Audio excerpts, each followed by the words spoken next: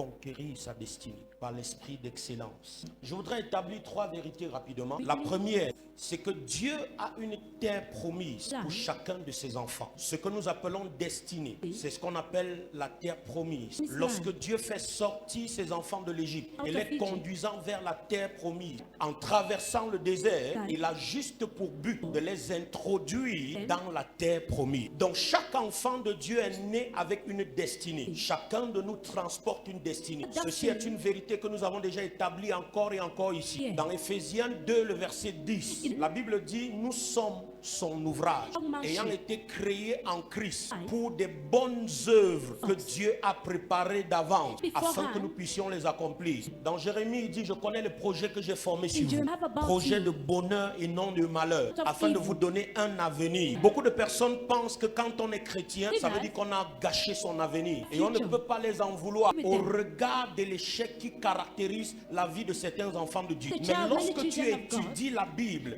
tu vas te rendre compte de quelque chose. Tu vas te rendre compte que tous ceux qui ont marché avec Dieu ont tous convergé vers une destinée, et en convergeant vers cette destinée, ils sont entrés dans leur terre promise. La deuxième vérité que je voudrais établir, c'est que la possession de la terre promise ou de sa destinée exige une conquête. Personne ne peut accomplir sa destinée en croisant les bras. Personne ne peut accomplir sa destinée en étant nonchalant, en étant passif. L'accomplissement de la destinée exige la conquête. Beaucoup d'enfants de Dieu vivent dans la déception, vivent dans la douleur, tout simplement parce qu'ils n'ont pas compris que l'accomplissement de leur destinée se trouve dans une conquête. C'est quoi la conquête? La conquête, c'est l'action de s'approprier quelque chose ou quelqu'un par l'effort, la force ou la séduction. Donc si ce n'est pas que tu as fait un effort, tu n'entreras pas dans la destinée. Si tu n'emploies pas la force, tu n'entreras pas dans la destinée. Si tu n'emploies pas la séduction, tu n'entreras pas dans ta destinée.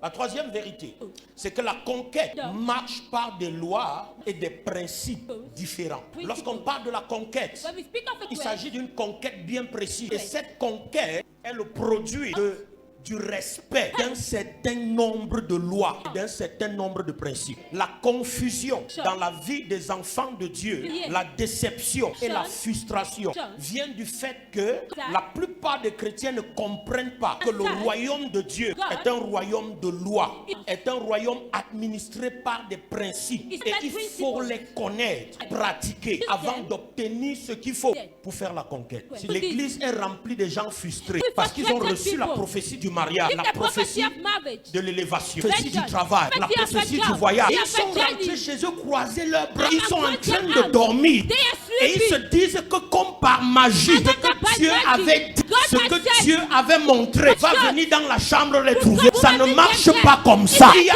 un ensemble de commandements, un ensemble de lois que lorsque tu as mis en pratique, à partir de ce moment, tu reçois la qualification. Et c'est cette qualification qui te permet d'entrer dans ta terre promise. Laisse-moi dire à quelqu'un que le succès en Christ n'est pas le fruit du hasard. Laisse-moi dire à quelqu'un que en Christ, depuis le temps de Jean-Baptiste, le royaume de Dieu est forcé. Et il n'y a que ceux qui sont violents. Il n'y a que les chrétiens d'une catégorie qui arrivent à entrer dans leur terre promise. Si tu ne veux pas devenir ce genre de chrétien, tu passes le temps à confesser les choses, tu ne vois pas le résultat.